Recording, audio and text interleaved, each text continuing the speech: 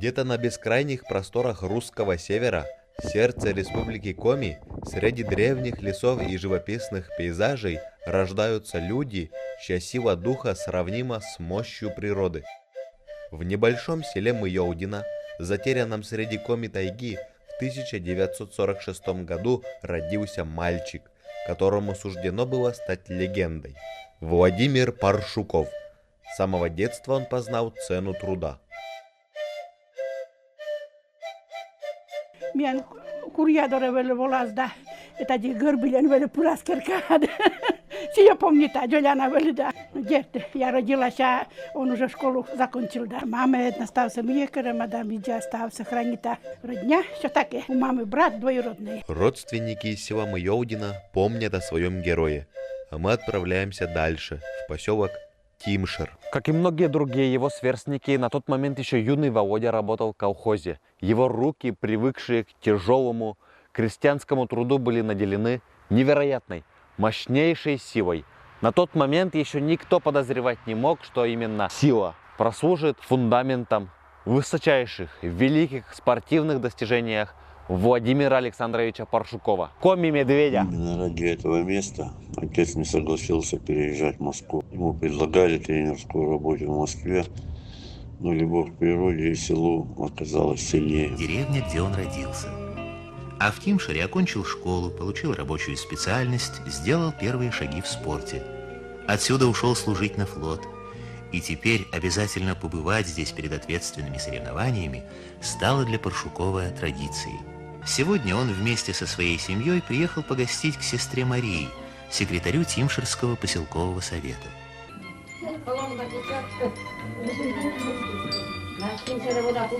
В Тимшере гостей все так же встречают изысканными деликатесами из самой Коми-Пармы. Но вместо Владимира Александровича в гости приезжает уже его сын Алексей Владимирович и дочка Ирина Владимировна. В Германии он взял первое место, а это было там утром, и потом взял первое место.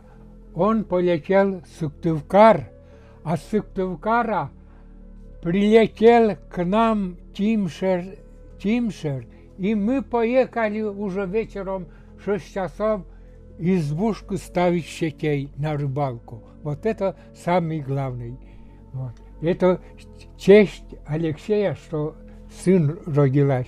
Такой бурный у него был день. Самое главное, у него была всегда хорошая традиция, когда подъезжаем к селу Мыёудино на кладбище, обязательно останавливался, давал сигнал, что я тут, и обязательно поднимался к своим родным, к бабушке и дедушке.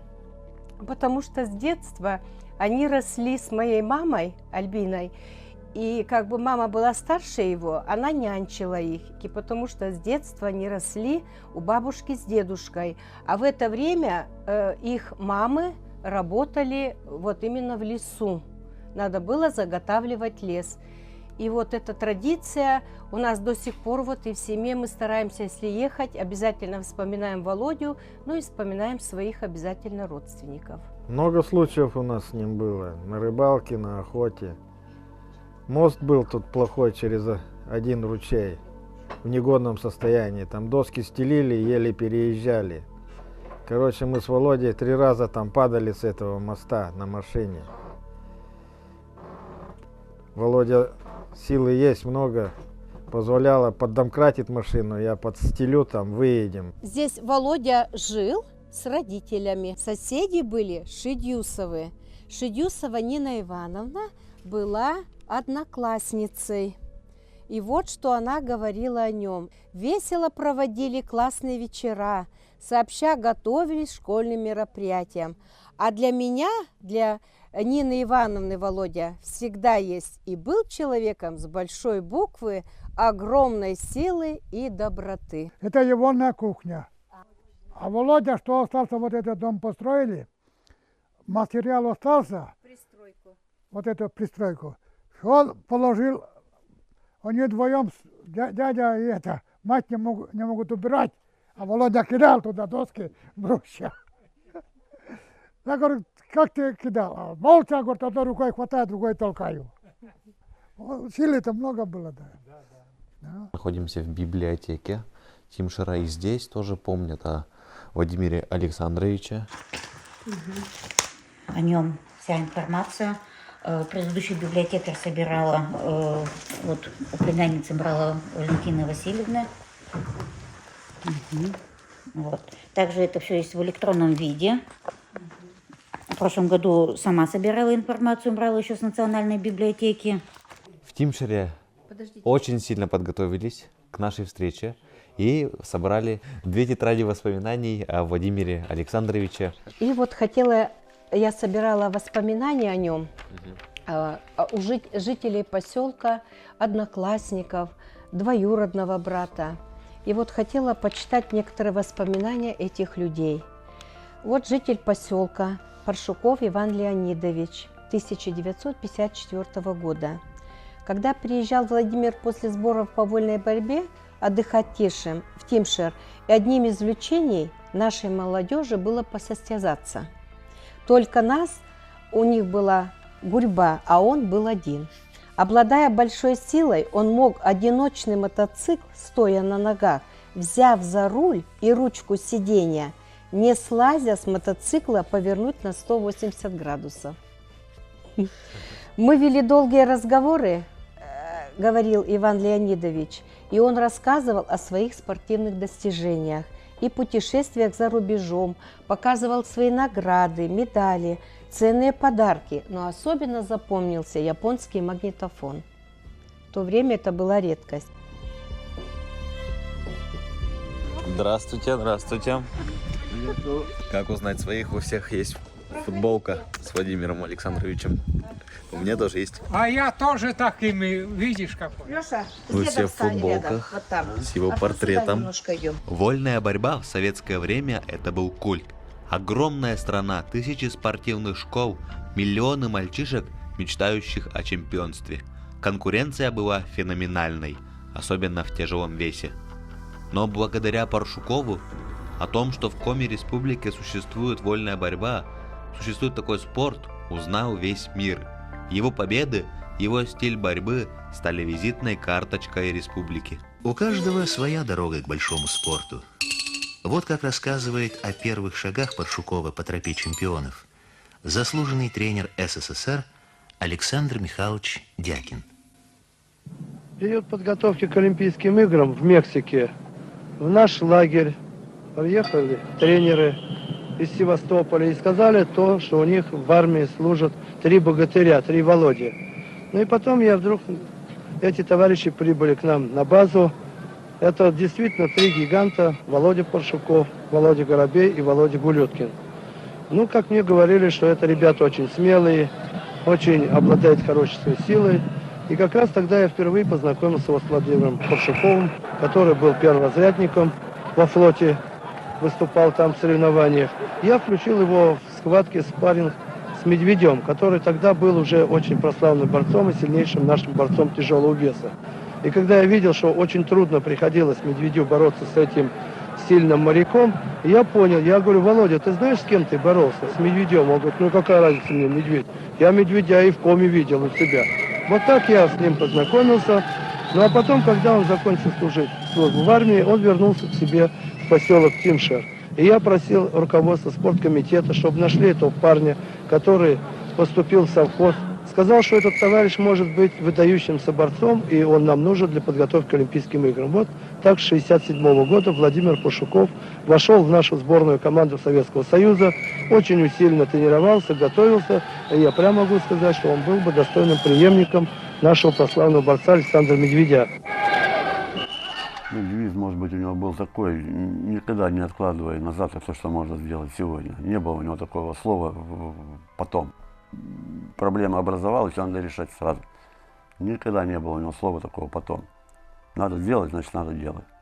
Надо помочь, значит, надо помочь. Один случай был, когда мы боролись на труде, тогда еще Миндиашвили боролся. Вот. И там вроде бы как договор тоже был, что Паршуков должен уступить кому-то. И они борются, И этот все ему намекает: отдай балл, отдай балл. Володя отошел от него, показывает: вот тебе, а не балл. И схватку, по-моему, Паршук выиграл. И они с ковра ушли и пошли в раздевалку, и там началась драка. Судьи все туда, их хотели снять с соревнований, но уговорили, турнир продолжался. Вот такие случаи были. Уступить кому-то или с кем-то договориться с Паршуковым было невозможно. Он не понимал, как это можно проиграть по договору. Также, знаете, было, когда в 90-е годы, он же как, его уговорили выступать в профессиональные. Ну, это скетчик был. Да, кетч. В Японии его. В Японию его пригласили бороться. Да, там борьба такая постановочная, по сути дела. И его тоже заставляли, как он может проиграть. Судьба спортивная Паршукова не трагична, понимаете?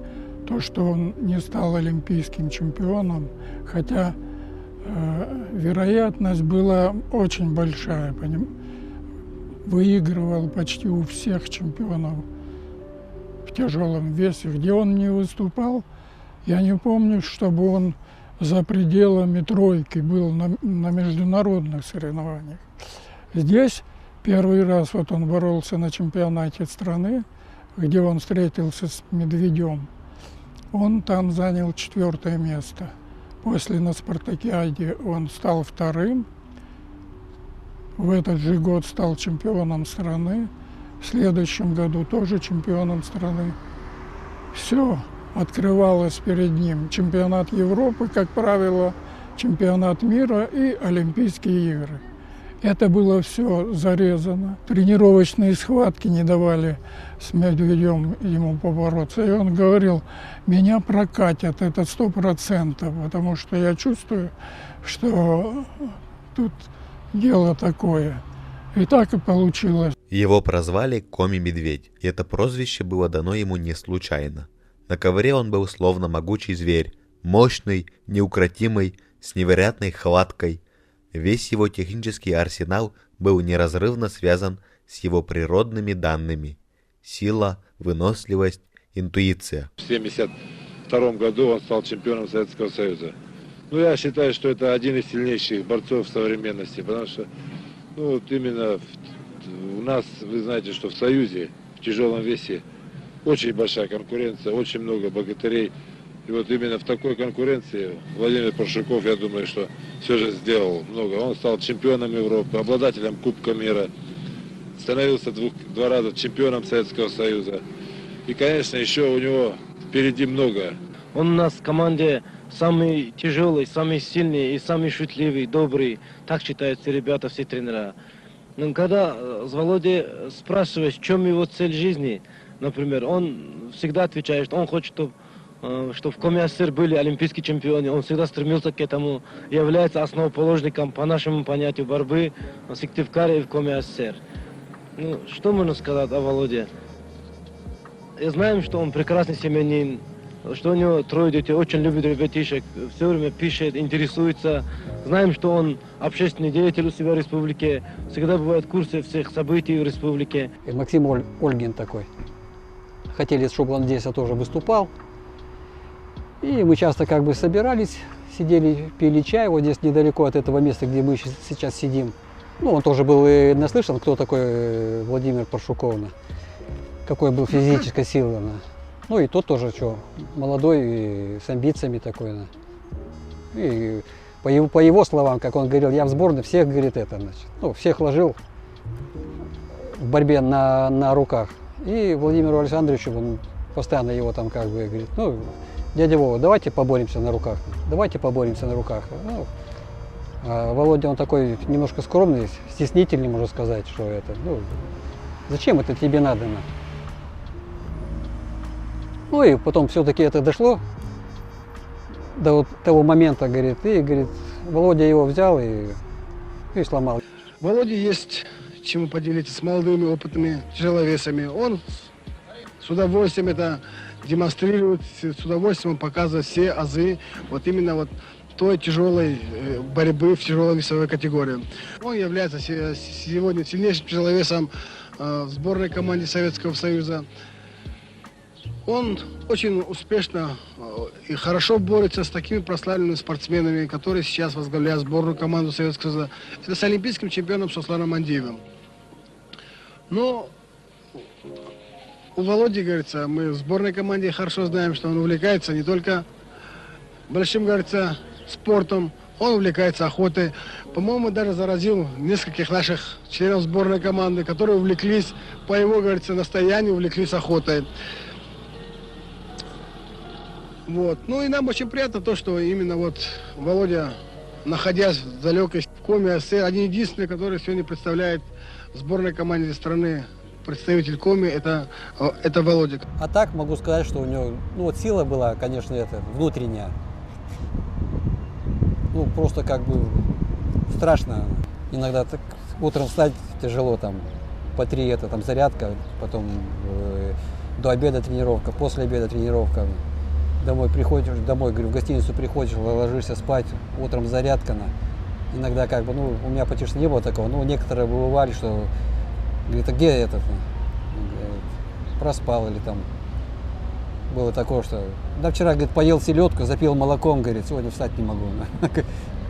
Ну, кто-то так, а да. Ну, все говорят, все олимпийские чемпионы говорят, значит, ну, что нужно, говорит, это, превозмогая себя, значит, утром выходить, утром бегать, тренироваться.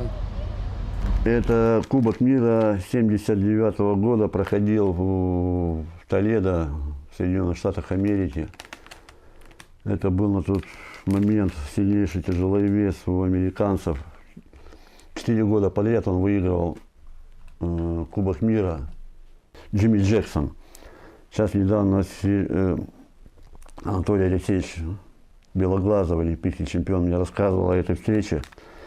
Володя, говорит, вышел с ним на ковер. И что-то, говорит, этот Джимми Джексон, как, говорит, Володя пнул по надкоснице, больное место самое. У него борцов у всех здесь как пила.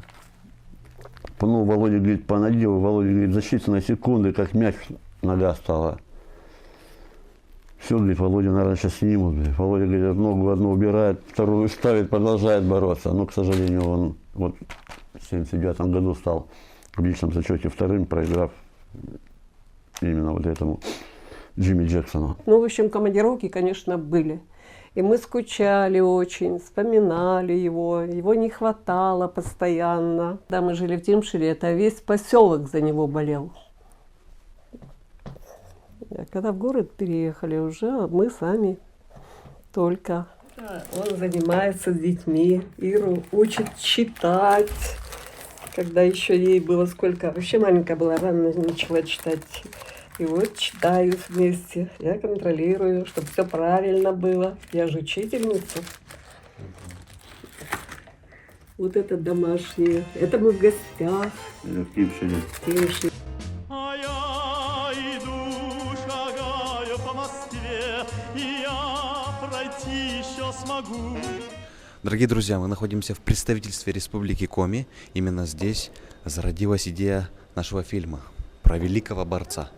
И мы снова тут, чтобы пообщаться с его учеником. Некоторое время назад посетил замечательную презентацию замечательного проекта «Территория Коми». Сам проект по содержанию показался очень интересным. Сам, поскольку из Республики Коми, интересуюсь ее, прихожу в представительство Коми. Ну и, собственно, мое предложение рассказать о Владимире Александровиче Паршукове. Генрих ответил взаимностью, заинтересовался, и вот, собственно, вот мы сегодня здесь. Я занимался у него на протяжении 10 лет.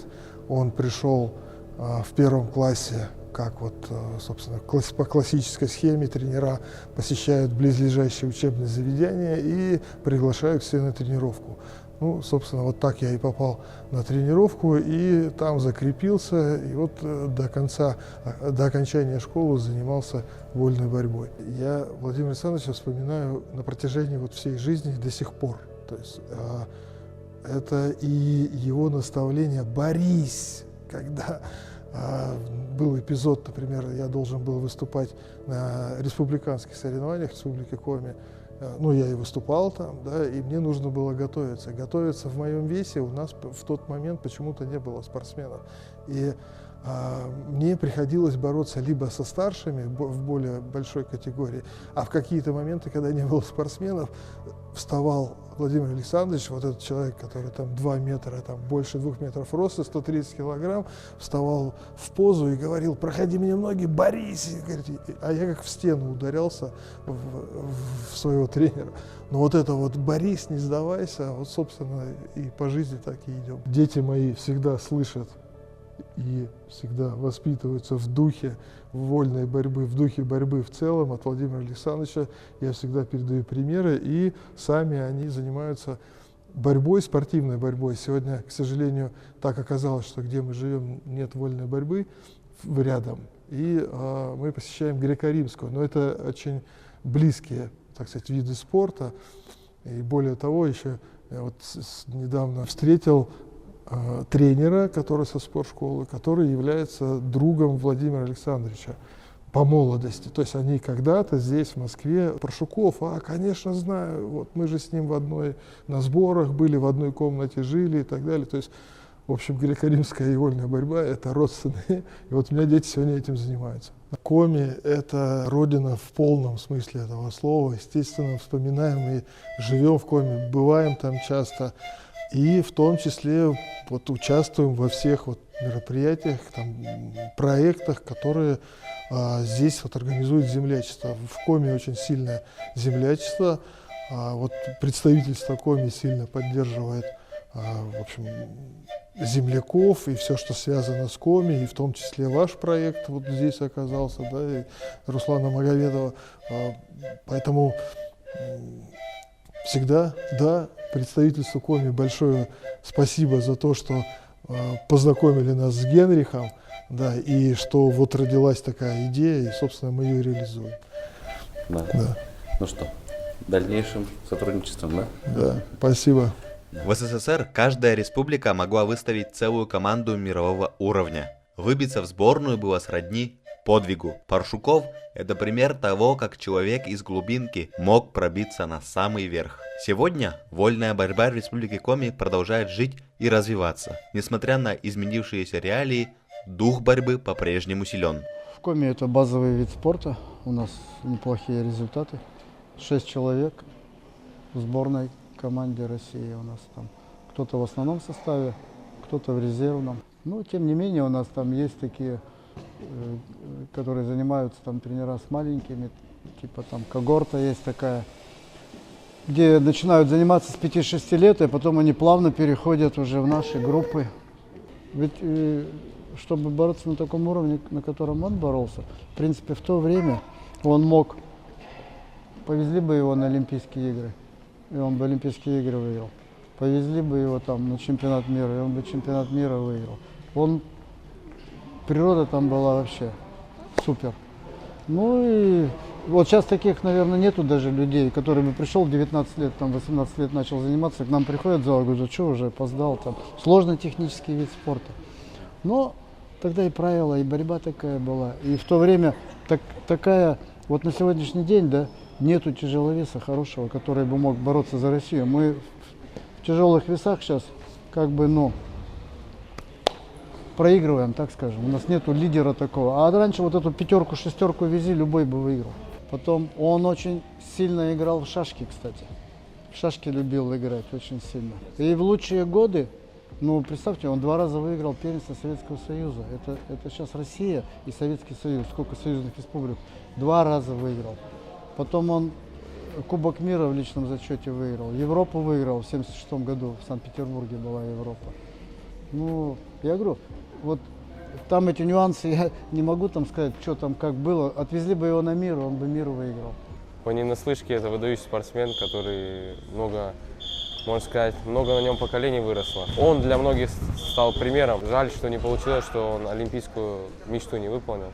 Чуть-чуть ему не повезло. Даже ездил на соревнования с ним в 1982 году. Тогда я сразу заметил, когда мы приехали в Калининград, насколько его авторитет был силен. Очень даже было интересно, это просто надо было той жизни быть. В то время абсолютный чемпион Советского Союза, два раза чемпионат СССР выигрывал. Если вспоминать, вот, допустим, в 1972 году он выиграл чемпионат Союза, он был на тот момент лучший спортсмен из тяжей Советского Союза. Но чисто по политическим моментам он отправили на Олимпийские игры не его, а Александра Медведя. Большой человек, большой спортсмен. Я был лично шокирован его габаритами, его масштабами. Он заслонил весь проем дверной вот такой. Спортлагерь Лемил ездили мы систематически летом. Я помню вот историю, мы один раз с Копцем, Серегой, подзадержались в дискотеке. Там время 10:05, 0:10. У нас все режим, все строго. Все, он нас встречает, стоять на канат. 30 раз. Ноги с узелка спустил заново. И вот мы. Кто сколько смог, естественно, там сколько-то смогли, поднялись, сколько-то нет. Он такой вот в этом плане строгий был. У нас, помню, было так, что он говорит: а что там Шварценеггер, 50 сантиметров. У меня шея 52. Когда в «Спартаке». Мы первоклашки были. Он на окне, да, а нас тут сколько? 8 человек, по-моему, у него на руках висело. Он так стоял. Бегали мы с утра. С утра, понятно, не очень хочется бегать. Владимир Александрович тоже со своей хитростью. Мы бегали до ручья. И Владимир Александрович нам понимал, что до туда не очень так, как бы ему бегать. Он нам просто 2 графина давал в руки. И мы с графинами уже с полными прибегали. Значит, мы прибежали. Ну и вот наши олимпийские чемпионы, лыжники, знаменитые, Бажуков, Бажуков непосредственно сказал, Республику Коми узнали благодаря Владимиру Александровичу. В спортивном мире узнали, что есть такой город Сыктывкар, что есть Майолдино, что есть, просто Коми-республика. Узнали благодаря Паршукову. Никогда не забуду, мы с Пашей Шумилиным пошли черемуху там, есть, сидим на дереве, едим. И представляешь, вот сам, да, Паршуков идет, и лодка сверху у него. Я смотрю, думаю, и не понял. Это был кадр, конечно. Тогда успел с ним поработать даже 1,5 года тренером. Хороший коллектив. Всегда он был за «Спартак», за пацанов своих. На всех соревнованиях все. Любой вопрос решал. Здесь, да, в нашем зале у нас был маленький зал, маленький клуб «Спартак». Когда его закрыли, я пришел с армии и его переделали в ночной клуб, у меня прямо слезы на глазах были. 90-е годы, то есть все было плохо, да. Вот. И мы там были все как одна семья, это точно. И сейчас мы поддерживаем отношения в любом случае, когда-то созваниваемся. Не каждый день, конечно, жизнь есть жизнь. Вот. Естественно, борьба для нас все, мы до сих пор посещаем какие-то соревнования, кто-то тренируется, у кого-то дети тренируются. То есть мы все равно борцы. Один из воспитанников Владимира Александровича, Михаил Ковалев, с которым мы вместе много времени провели на матах, боролись. Вот он на сегодняшний день возглавляет «Автодок», который я более 20 лет назад основал со своим отцом. Мы также пытаемся как-то принимать участие в том, чтобы память о тренере сохранялась. Всероссийские соревнования, всероссийский турнир имени Владимира Александровича Паршукова. Мы от «Автодока» принимали участие в организации проведения. Михаил судил. Честный, порядочный человек. Любил республику, родину. Да что он, как патриот своей республики, своего села, своей деревни, своего города. Такого ничего не было. Он любил своих детей, любил свою жену. Жалко, что, конечно, так рано ушел. Сейчас, глядя, сколько уже мне и сколько было ему, когда он умер, думаешь, елки-палки, как он рано умер. Я хочу, чтобы Владимир Александрович Паршуков стал для вас мотивацией. Мотивацией расширять внутренние границы Владимир Александрович Паршуков был из далекой глубинки Усть-Куломского района, но благодаря своему упорству смог выбраться в люди и стать топовым спортсменом.